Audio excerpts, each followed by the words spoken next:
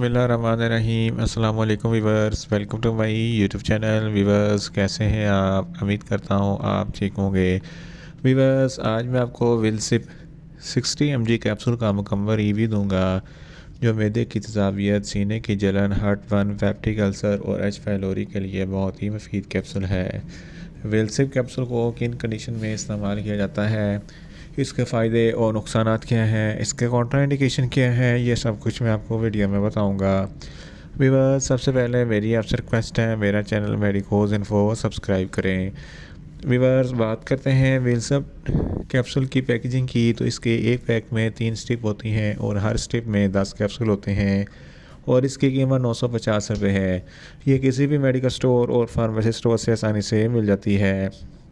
Viewers, आप बात करते हैं विलसिप कैप्सूल की फार्मूलेशन की। तो इसकी फार्मूलेशन में डेक्सलेंसोपैराजोल 60 mg होता है और यह 30 mg की स्ट्रेंथ में भी दस्तयाब होती है। व्यूअर्स, आप बात करते हैं विलसिप कैप्सूल का सही तरीका इस्तेमाल और खुराक की। तो विलसिप कैप्सूल दिन में एक कैप्सूल 2 मरतबा इस्तेमाल कर सकते हैं, यानी कि एक कैप्सूल सुबह और एक कैप्सूल शाम इस्तेमाल कर सकते हैं। कैप्सूल को खाना खाने से 15 से 20 मिनट पहले इस्तेमाल करना है तो आपको इफेक्टिव रिज़ल्ट मिलेंगे, या आप अपनी कंडीशन या डॉक्टर की हिदायत के मुताबिक भी इस्तेमाल कर सकते हैं। व्यूअर्स, अब बात करते हैं विलसिप कैप्सूल को किन कंडीशन में इस्तेमाल किया जाता है और उसके फ़ायदे क्या हैं। विलसिप कैप्सूल में डेक्सलेंसोपैराजोल होता है जो मैदे की तेज़ाबियत को कम करता है। अगर आपके मैदे में बहुत ज़्यादा तेज़ाबियत है तो इस कंडीशन में विलसिप कैप्सूल बहुत ही मुफीद है। इसके इस्तेमाल से आपके मैदे की तेज़ाबियत कम हो जाएगी।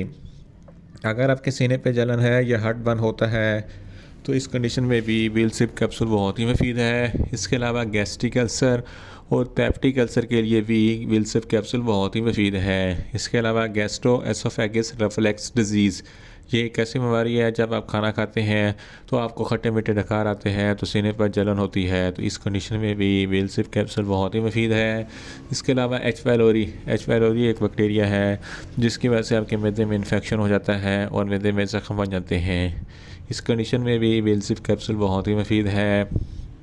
अगर आप बहुत ज़्यादा स्पाइसी फूड खा लेते हैं तो स्पाइसी खाना खाने के फ़ौरन बाद आपको विलसिप कैप्सूल का इस्तेमाल ज़रूर करना चाहिए ताकि मैदे में तेज़ाबियत ज़्यादा पैदा ना हो।